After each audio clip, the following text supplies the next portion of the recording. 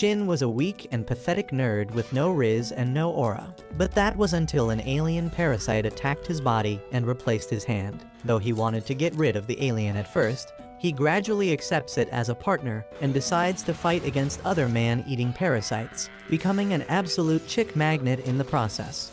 The story starts as Shin wakes up from his sleep, hearing a faint voice that tells him that it was unfortunate that he failed. Shin panics on hearing this, but thinks that it was just a terrible dream that he had last night. He shakes off those thoughts and goes down to have breakfast, where his parents ask him if he is feeling fine because he was acting crazy last night. The pathetic nerd doesn't even remember the last night clearly and decides to skip breakfast to go school. On the way, his crush Murano suddenly attacks him from behind, but his right hand blocks the attack reflexively.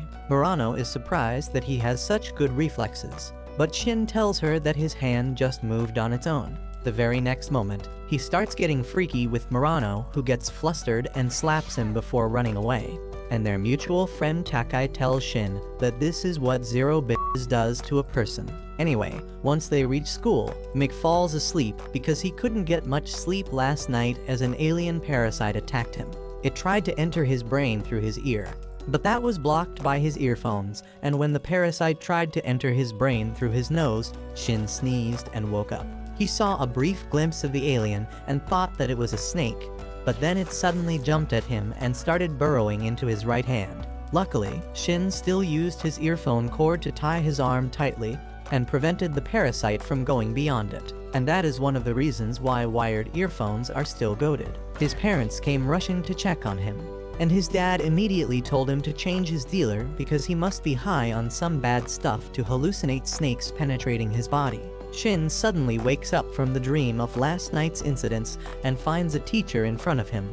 Angry that he is using his smartphone during class, Shin tries telling him that he didn't do anything, but obviously, the proof says otherwise. Later, Murano is still mad at him and Takai decides to become the mediator because she is worried about Shin's mental health. He decides to go home early and wonders if something is really wrong with his right hand, or if he is imagining things. On the way, he sees a girl carelessly crossing the street and a car coming straight towards her. He takes action instinctively, protecting the girl while stopping the car with his right hand. Shin can't believe what he just did, but as he looks at his right hand, he finds that it has changed shape and an eye has appeared in the center. It quickly returns to normal, but that is enough to freak him out, and he runs home. He has a panic attack in his room and tries to stab his right hand, which suddenly transforms into an alien creature that can talk in broken phrases, which is still better English than what the gift card scammers speak. It says that it failed to take over the body and only became the right hand after eating it. And Shin starts thinking that he is schizo. He suddenly attacks the alien controlling his arm, but it easily breaks the knife and sends it flying. The creature then asks Shin to teach him how to talk because he is not good at it yet. But then it suddenly falls asleep and his hand turns normal. Shin is bamboozled by it and he searches the net for any clues but doesn't find anything. And in the end, he decides to pretend to be normal. However, he is unaware that the aliens have already spread throughout the world, replacing humans and eating them. The next morning, Shin wakes up and finds the alien calmly reading books to gather information about the world. It can now talk clearly, showing signs of hyper-intelligence, and it can also transform into other creatures. Shin starts warming up a little to the parasite and asks if it is an alien. But the creature says it doesn't know where it came from. It only remembers things from after it awakened inside his arm. And the first thing he ever felt was dissatisfaction that he failed to take over his brain. That sends Shin into a panic. But the alien quickly explains that it can't do anything anymore since it has already eaten his arm and replaced it. If it had taken over his head instead, then things would be different, and he would be in charge of his body. Shin says that he is immediately going to the hospital to have his freak of a right hand cut off. But the alien says that would be a terrible idea because it feeds on Shin's nutrients, and if it gets cut off, it will die. Shin would also lose his right hand that has a mouth and can also shape shift, which is basically the greatest blessing a gooner like him can ask for. Shin calls it a parasite, but the creature says they should just cooperate with each other, just as it says that the parasite immediately gets tired and falls asleep, turning MC's hand back to normal. Later, Shin goes for breakfast and hears his dad reading the newspaper, talking about a string of brutal and violent murders dubbed mincemeat murders that have been happening lately. He heads to school after that, but decides that he should probably turn himself in to the police and tell them everything about his alien hand. However, the parasite tells him that it is not a good idea because they will be turned into lab rats for some cray-cray scientists. Suddenly, it warns him that one of them is nearby, explaining that parasites can sense each other's brainwaves. Shin decides to follow the direction of the new parasite, but he quickly gets scared because it might have taken over a human, and he doesn't know what to expect. His parasite, however, keeps dragging him forward, and they eventually find a dog eating the dead body of another dog. Shin wonders what is going on, but as he sees that the dog has been taken over by a parasite, he freaks out. The dog parasite looks at his right hand and says that it failed too. And then suddenly, the alien notices its killing intent. It drags Shin away to a safe place because they need to calm down before fighting. Meanwhile, the parasite dog transforms, sprouting wings, and takes to the sky. It soon locates them hiding in a park, but Shin's alien says they'll fight it here. It suddenly launches an attack at the flying dog with steel-edged tentacles, and cuts through its heart with one precise strike, killing it instantly. Shin can't believe what just happened because it was all so fast. But the alien carefully watches as the dead dog parasite shrivels up and dies. He coldly states that it lost because it didn't study enough. And Shin realizes that this thing he has partnered with has no empathy at all, and it is like an emotionless insect. In another part of town, a woman is being harassed by a group of thugs when a man suddenly appears and knocks them all down without breaking a sweat. He then walks the woman home, acting like a stoic guardian, but the thugs suddenly return to attack him again.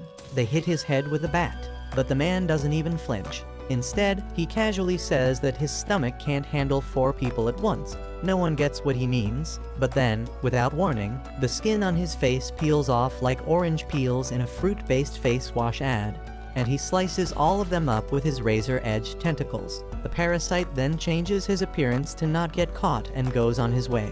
Meanwhile, Shin decides to keep the alien and not report to the authorities, because after the run-in with the dog today, he knows he would be in danger without it. He feels weird calling it the alien all the time, so he tries to give it a name. The creature asks him to call it Migi, since that means right in Japanese, although it admits that it doesn't really care about names since it is neither a person nor a pet. Later, thanks to Migi's help, Shin starts becoming really good at sports, which makes Murano simp after him. This also makes the class bully jealous because he likes Murano too. After the game ends, Takai brings Murano over to talk to Shin so that they can move over the past incident. Shin finally gets the chance to apologize to her, and she forgives him, but only if he agrees to take her out for dessert next Sunday. She's as glad to hear that. But then Murano notices that something about him feels different. However, after she leaves, Migi remarks that Shin's heart rate was abnormal when he was talking to the girl, and he definitely has the hots for her. Just then, the class bully calls out Shin and angrily confronts him for getting all of Murano's attention.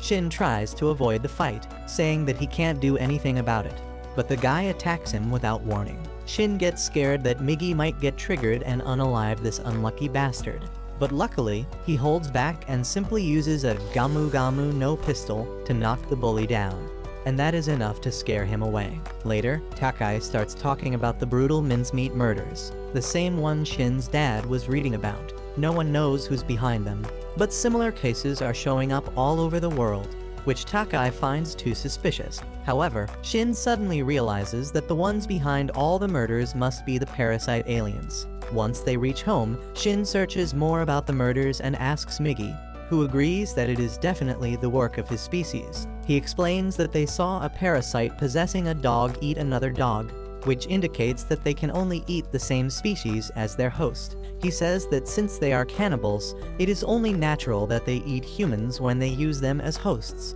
Shin panics on hearing this and wonders if he should inform the world and try to save humanity. But Migi doesn't get why he is even bothering with that.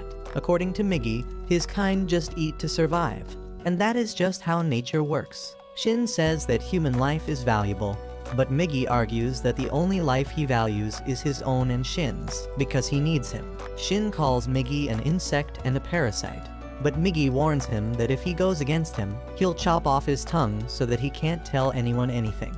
Terrified of the parasite, Shin gives up the idea.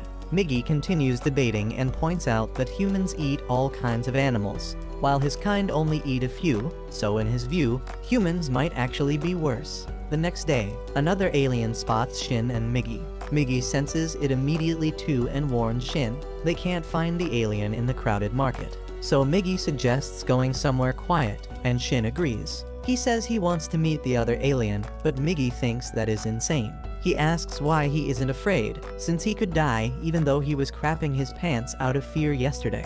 Shin replies that he wants to learn more about the parasites in order to protect humans from them. Soon, the other guy shows up. He looks at Shin's right hand and immediately thinks that it is dangerous because Shin's human brain is still intact. He calmly walks ahead while Migi threatens to kill him if he tries anything. The man makes an offer and asks Migi to migrate to him, saying that there is still time for him to change his host. To prove his point, he transforms his body, cuts off his own hand, and tells Migi to come to him as they will be stronger together. Shin panics, thinking Migi might switch sides, but he stays put. The other parasite gets impatient and attacks, but Migi reacts instantly and takes him down. The other alien is shocked and can't believe he lost, and Shin thanks Migi for saving his life. However, he replies that he wasn't even sure if switching bodies was possible, so this was the safer option. The next day, Shin and Murano go on their dessert date, and during the conversation, Murano says her parents are scared because of the mincemeat murders. Shin quietly wonders how she would react if he ever told her about Migi. They walk through a park after that and find a group of boys burying a cat in the sand and throwing stones at it for fun. Murano is hurt by the sight and says she can't stand watching it. She wants to leave, but Shin shows that he has a heart of gold like Superman. He walks ahead and rescues the cat, telling the boys to stop hurting innocent creatures. The boys call him a boomer for interrupting their fun and throw stones at him as he turns back, but Migi catches all of them. Shin then gives the boys an intense stare, which scares them off completely, and they run away. Well, that was more than enough to impress Murano, who grabs Shin's hand, but her instincts tell her that something is wrong, so she switches from his right hand to his left. A few days pass, and the number of mincemeat murder cases keeps increasing. Shin is disgusted by the news, and Murano begins to notice that he is growing even more distant and different each day. One day, while walking to school, Migi suddenly senses another parasite nearby. Shin grows alert on hearing this, but when Migi points towards the school building, he starts panicking like never before. At school, Shin anxiously scans the halls to find the parasite, and Migi warns him not to act suspicious because if the parasite is nearby, it might sense them too. Just then, a new teacher is introduced to the class as Miss Tamiya, and the moment she steps on the stage, Migi confirms that she is the parasite. What is even worse, she is assigned to be Murano's homeroom teacher. Shin grows uneasy on hearing this, and Migi again warns him not to look at Tamiya, but he can't help it, and the woman notices him, realizing that he is one of them too. Later, during the sports class, Migi comments on how smart Tamiya must be, because she has managed to maintain her host's identity and position in society, and she is also working as a teacher. Shin wonders if she plans to eventually eat everyone at school, but Migi says that she won't like to blow her cover, so she won't feed on people near her. In class, while Tamiya is teaching, Migi falls asleep, and Shin panics because he thinks he is in danger. He fumbles his way through the rest of the period, and after the class, Tamiya asks him to come to the office later. The other boys tease him, joking that he is getting attention from the mommy teacher, and Shin lashes out at them, because they don't know how deep in trouble he is. Anyway, he heads to the office, and luckily, Migi wakes up on time. Once they get inside, Tamiya gets straight to the point. She calmly assures Shin she has no desire to fight him. Instead, she invites him to meet after school for a more proper conversation. Migi immediately agrees, but Shin is suspicious, fearing it is a trap. Tamiya says that if she wanted to kill him, she would have done it already, and reveals that she just is curious about their unusual hybrid bond. She promises to exchange information with them and possibly even cooperate in the future. After school, Shin goes to meet her, but Migi suddenly detects two parasites approaching.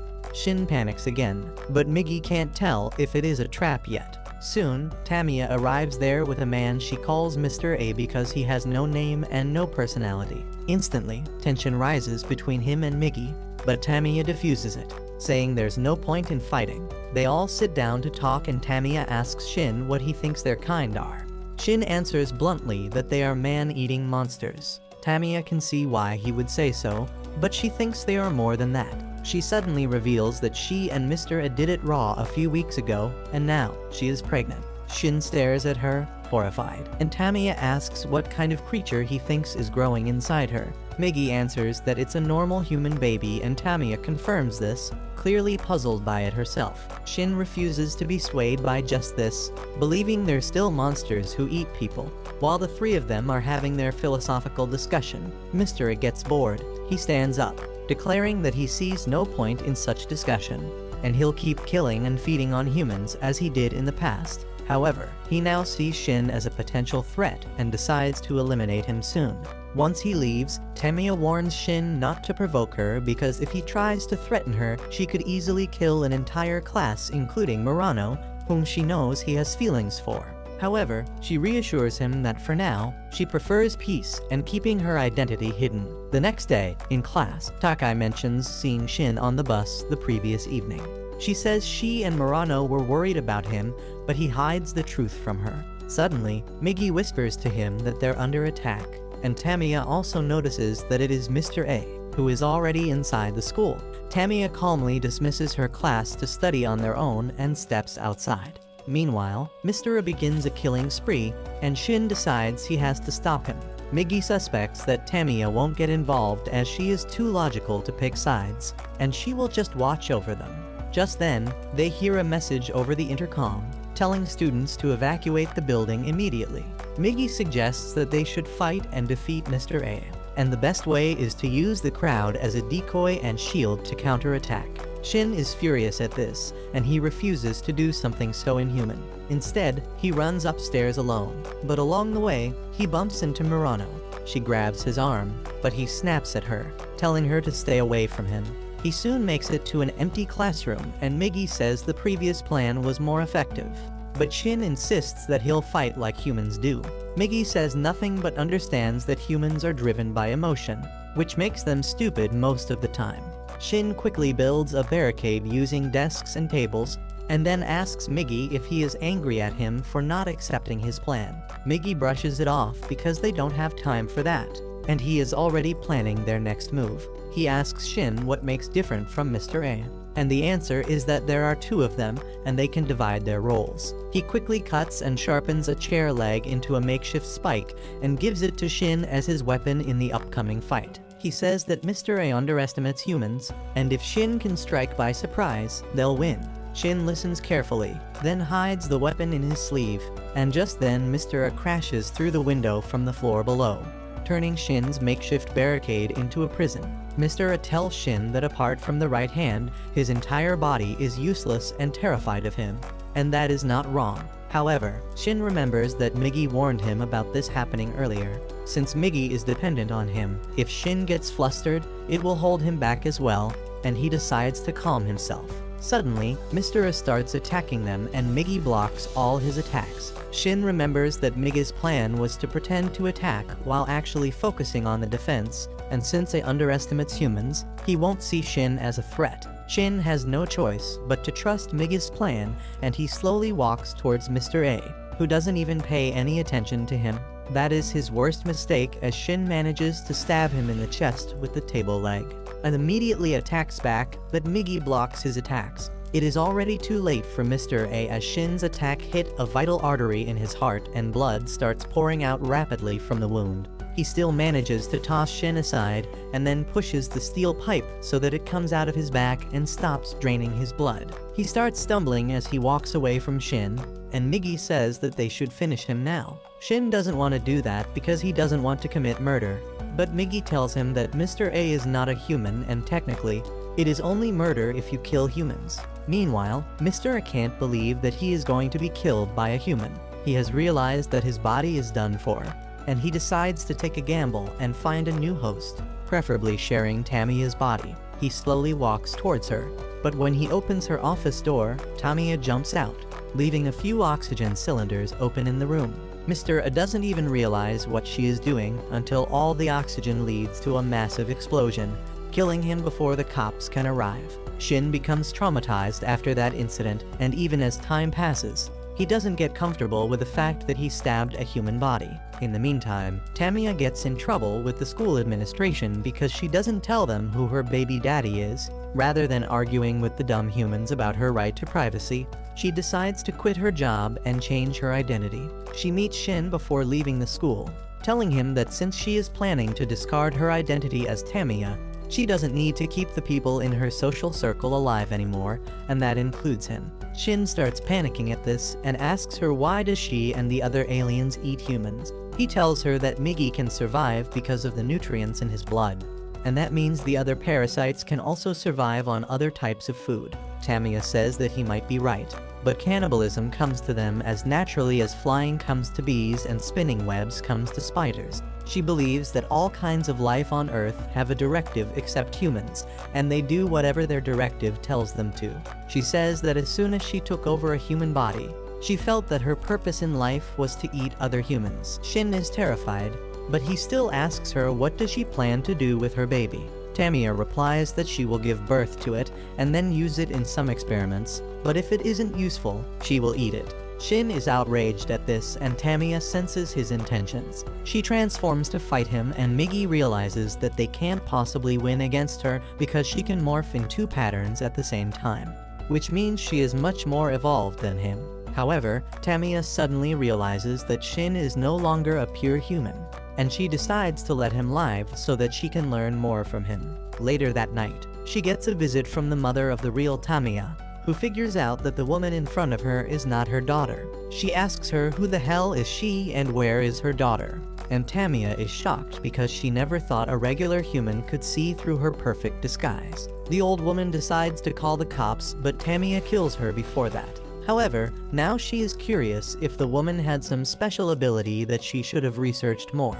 On the other hand, as Shin wakes up the next morning, he finds Migi missing from his body. He freaks out, only to find that Migi has separated from his body and is taking a little walk around the room. Migi quickly reattaches with his body, telling him that he has found that he can move even after being separated from him, but his limit is 3 minutes at a time. Shin wonders if he is planning to take over his brain now, and Migi tells him that it is not possible because he matured just as an arm, so he can't control a brain. However, that makes Shin fear that other parasites who know how to control a brain can swap heads, and Migi believes that it might be true. He then goes to have breakfast and learns that his parents are planning to go on a trip. Shin tells them that it is really dangerous to go to unknown places in times like these, and his mother is willing to listen to him and cancel the trip. However, she wants to know if something has been bothering him lately, but he doesn't want to talk about it, so he abruptly leaves for school. The reason Shin is keeping Migi a secret from his parents is because he fears that Migi will kill his parents without hesitation, because he is only concerned with his own survival and doesn't care about human emotions. On the other hand, Shin's dad Kazu tells his mom Nabuko that she is being overprotective of their son, and he probably gets uncomfortable by that because of the scar on her hand. Nabuko clearly remembers the day when Shin was still in middle school, and he asked her for some aluminum plates for a science experiment. He tripped while trying to get those plates from a high shelf, and a pot of boiling oil almost fell on his head. Nabuko's quick reflexes saved him, but she badly scalded her hand that day, and Kazu thinks that Shin doesn't want to trouble her anymore because he feels guilty about that day.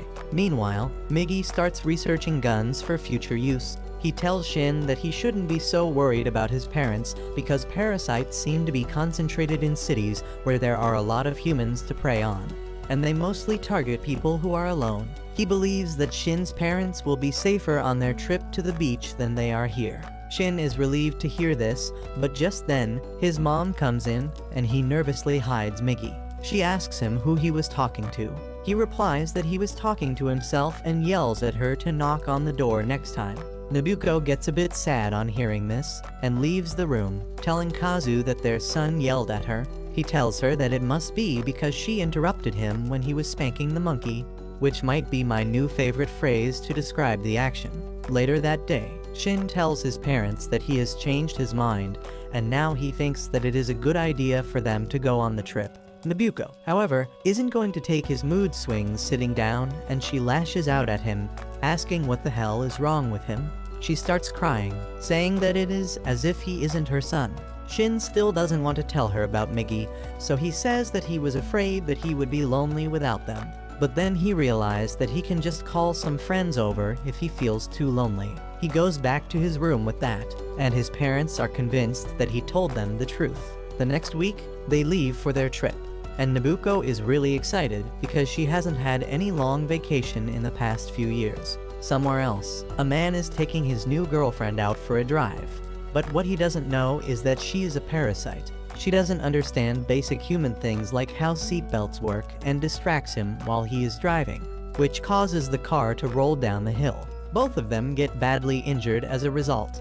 And as the parasite realizes the host's body won't survive, she grows desperate. She attacks the man and takes over his body. And though the takeover isn't perfect, at least she can move. Back at home, Shin is on his way to school when he asks Migi what Tamiya meant when she said he was impure. Migi explains that some of his cells leaked into Shin's bloodstream and even reached his brain, so parts of him have changed. Shin is shocked by this and tries to convince himself that he is still a normal human. Just then, he comes across a group of people beating up the school bully. He tries to stop them, but they punch him too and tell him to back off. However, Shin remembers Migi once saying that what makes humans different from parasites is their ability to act for others even when it doesn't benefit them. Wanting to prove to himself that he is still human, Shin stands up for the bully again. Mitsuo, the leader of the thugs, hits him, but before Migi can wake up, a girl named Kana steps in and tells her gang to stop. Kana then asks Shin if he is stupid, but when she looks at him closely, she senses something strange inside him. She suddenly notices Migi's presence and asks Shin what the hell is he, before getting scared and quickly walking away. At school, Shin gets a lot of attention and praise for standing up for his classmate, and he tries to act humble because that is another trait of humans. Later, on the way back, Shin and Murano run into Kana, who takes their picture and asks him why he didn't run away earlier. Shin says it's just what you do when someone from your class is in trouble, but Kana calls him a poser and says he acts all moral, but is probably hiding something. Shin walks off, not wanting to deal with the bitch any longer. But he knows that she is not exactly wrong. Meanwhile, Mitsuo is jealous that Kana is paying attention to Shin because he is hikey into her, and he decides to get his revenge. He and his gang beat up Shin and kidnap Murano, and Shin somehow follows them. They lead him to the same place they met in the morning, and Shin tells them to leave Murano alone. However, the thugs ignore him and Mitsuo starts beating him up. Migi wants to come out to help, but Shin tells him to stop because he wants to handle things himself like a real man. Even though he is clearly outmatched, Shin keeps fighting. Migi tells him that everyone here is much stronger than him, and he can't win against them. But Shin doesn't care because humans fight for things bigger than themselves. He tries his best to fight back, but gets cornered again, which triggers Migi's reflex to protect him, and Shin barely keeps him hidden. Luckily, Kana arrives there just then and tells everyone to stop. And the very next moment, some boys from Shin's school show up and a fight breaks out between them and Mitsuo's gang. In the confusion, Shin escapes with Murano, and she walks him home. She treats his wounds and tells him he was really cool earlier, leaning on his shoulder. Shin gets his hopes up and asks her if she wants to stay over since his parents aren't home, but she ends up going back home. Migi is disappointed by this and says he wanted to observe human reproduction. Shin tells him to shut up and go to sleep, but just then, Kana shows up and asks who he is talking to.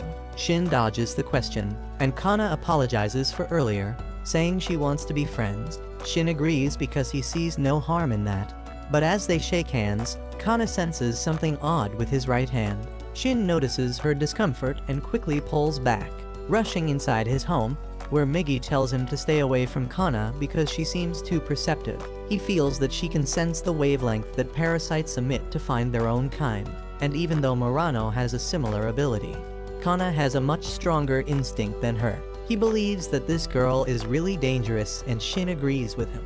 In another location, the parasite that took over the man's body after the accident is struggling because it is not used to being male. It wants a woman's body again, and decides to take over the first female he finds. Unfortunately, Shin's parents are not that far away from the monster. As they are enjoying the sunset from a cliff, the monster